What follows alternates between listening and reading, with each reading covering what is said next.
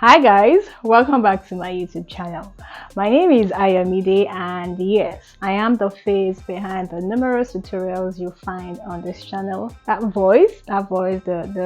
voiceovers of all those tutorials, yes, this is the face behind that. So why you see my face today? Well, I've got some news. I'm getting married and I'm going to be making all of my wedding dresses. Every outfit I'll be wearing for this wedding, I'm making them all. And today in this particular video I'll be sharing how I made my traditional wedding dress. So I am a Nigerian.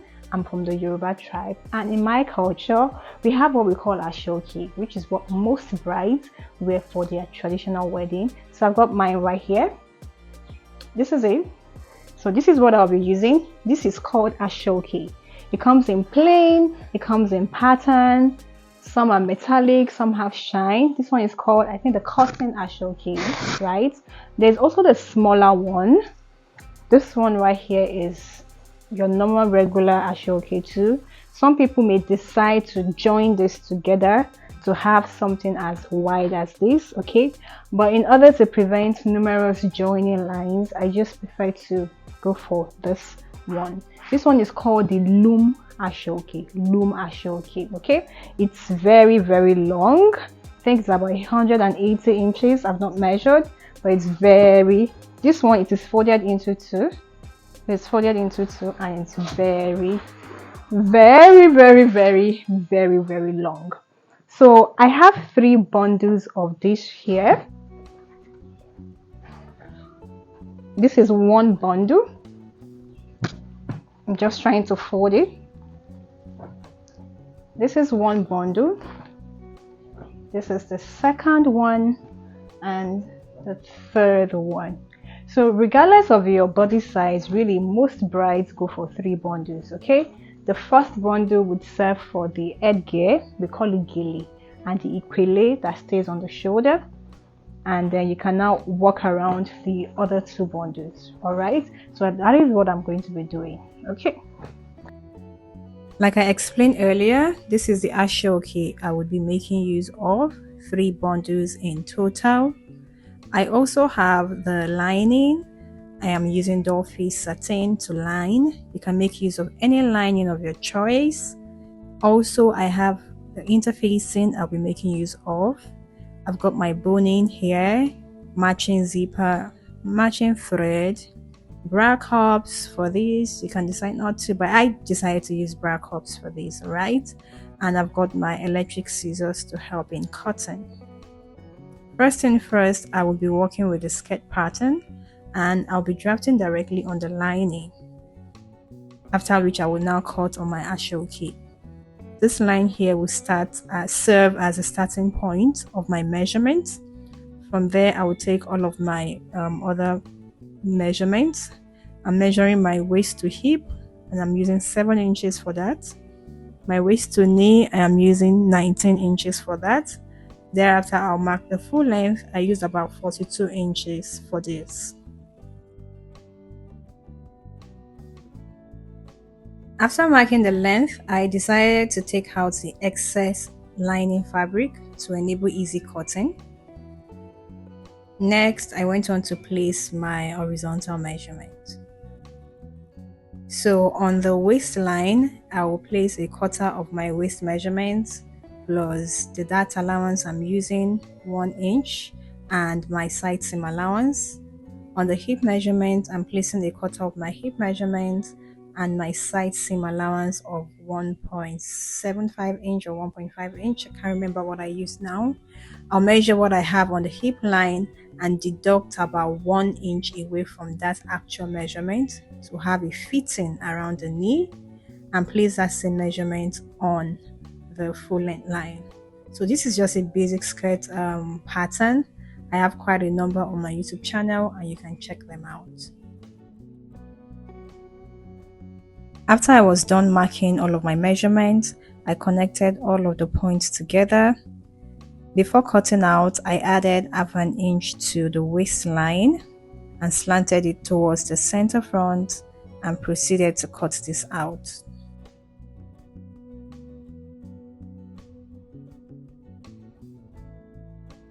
This is what my skirt is looking like after I was done cutting out. I would be using this to also cut out the back. To cut the back, I've folded my fabric again into two and I've placed my front on it. Also, I made room for my zipper allowance. Next thing, I'll be marking out the hip line and the knee line, extending them to the zipper allowance. Afterwards, here I'm just ensuring that I have the right measurement for my zipper allowance. I think I used about 1.2 to 1.5 inch. Once I was done with that, I took away about 0.75 inch from the center back and connected it to the side of the hip line. I also connected my waistline. That measurement I took out, I'm replacing it back at the side, and I'll redraw the side of the back. After that, I marked 1 inch inward from the knee line and also marked it all the way down to the full length line. So what I'm doing here is butt contouring. It helps to give shaping to your skirt at the back. So I'm connecting from the hip line to the 1 inch I marked inward on the knee line, and I'm taking it all the way to the full length line. Now that 1 inch I marked from the knee line, I'll replace it back on the other side of the knee line. After marking, I'll connect all the points together, and my back skirt pattern is ready.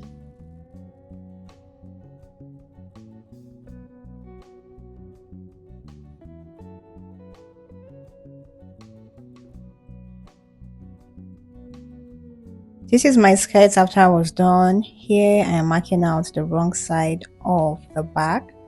I would be cutting this on my Asooke fabric, so it's better to use the lining to cut directly on the Asooke. Now it is time to work on the bodice. For this, I'll be working directly on my pattern. First, I'll mark my half length, 15.5. That's 15 plus half an inch sewing allowance. Next, I'll mark my shoulder to bust measurement of 9 inches and 12 inches, which is my shoulder to under bust. Also, I would be creating a space that will be enough for drafting the front. You can use your bust measurements to determine this. So guys, I'll go ahead and highlight all of the markings. So my shoulder to bust, which is 9, and under bust, which is 12 inches. I'll roll them out. It is now time to begin drafting. First, I'll be marking 7 inches, which is half of my shoulder. Then I'll mark about 2.75 inches for the neck width. I'll drop my shoulder by 1 inch and create my shoulder slant. I would mark my chest line by marking 6 inches beneath the shoulder slant. 6.5 inches rather. That was what I used for my chest line. I'll mark it across. After that, I would mark my sleeve line or the armhole line and connect it to the shoulder slant. For clarity, this is my chest line, this is my bust line, the line beneath is the under bust, and that is the waistline, and I've also added my seam allowance to that measurement. Now let us move on. First thing first, I would mark half of my bust span measurement. 7 divided by 2 is 3.5, so I'll mark 3.5 inches on the bust line. But on the under bust line, I'll be marking 3 inches, and on the waistline, I would mark 3 inches. Next, I'll go on and connect them together.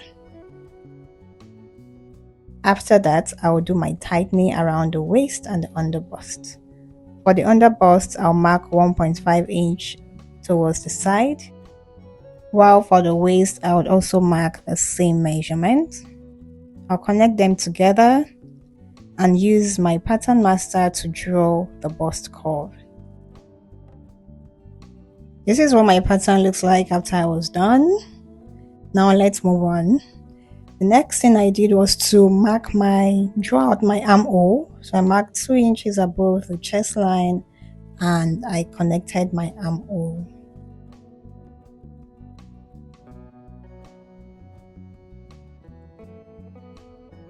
It is now time for me to work on the neckline. First, I marked 5.5 inches downward and I connected it across. Next, I will be marking 3.5 inches on that line from the shoulder, from the center front. I would also connect it to the neck point.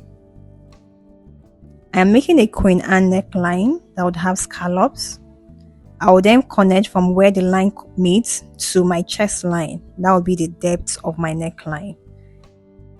I'm using my pencil here to freestyle on how I want my neckline to come out. So instead of it to be straight, it's going to be curvy in this manner. After that, I went on to determine the length of the neck depth and I divided it into 2. So here I'm using my pattern master to create curves.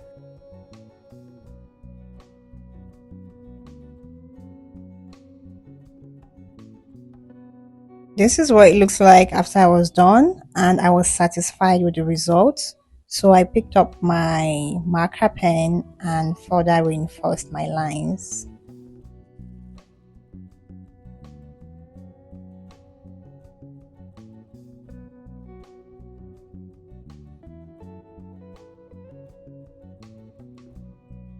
After marking it out, I noticed the scallops were a bit shallow, so I just used my marker to deepen the scallop a little bit. So you can see I'm bringing it inward a little bit.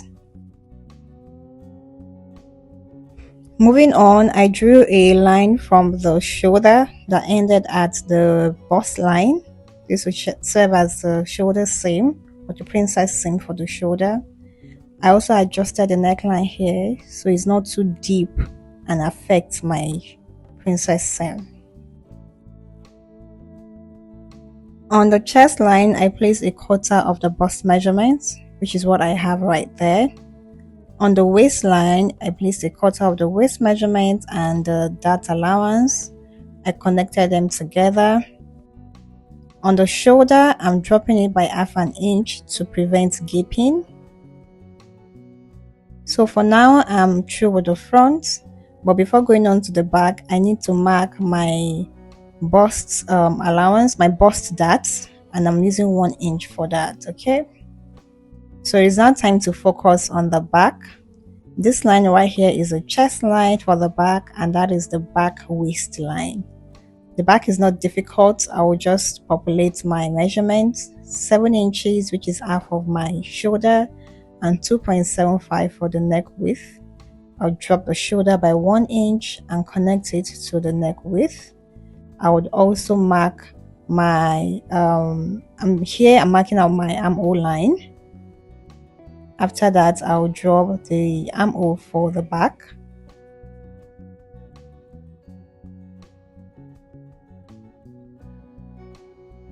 After marking the armhole, I went on to mark a quarter of the back waist measurement and added that allowance. I connected it to the bust measurement.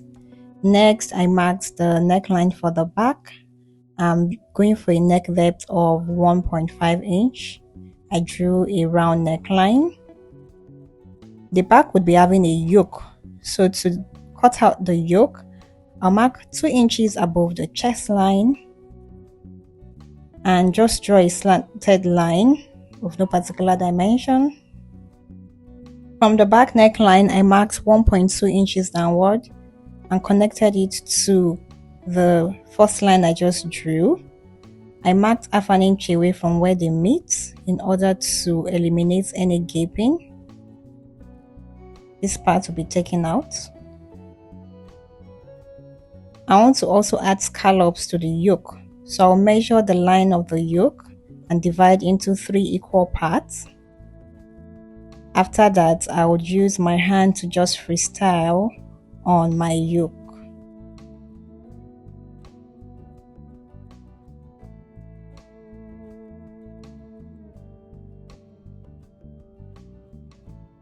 Once I was comfortable with the yoke, I used my marker to mark it out. And this is what it looks like.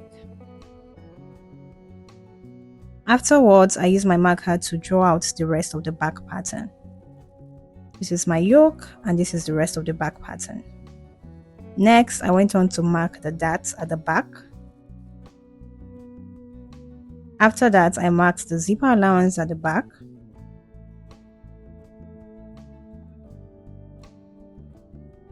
And after that, I marked the overlap allowance for the yoke at the back. I went for about 0.7 inch and I added an extra about ½ inch for the allowance, for the sewing allowance.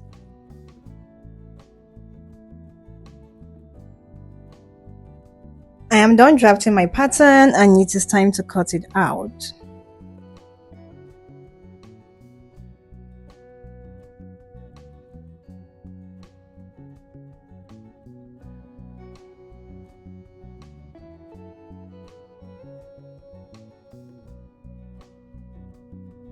This is the pattern I will be using for my dress. In order not to make this video too long, the sewing process would come in another video. Thank you for watching up until the very end. I'll be seeing you all in the next video.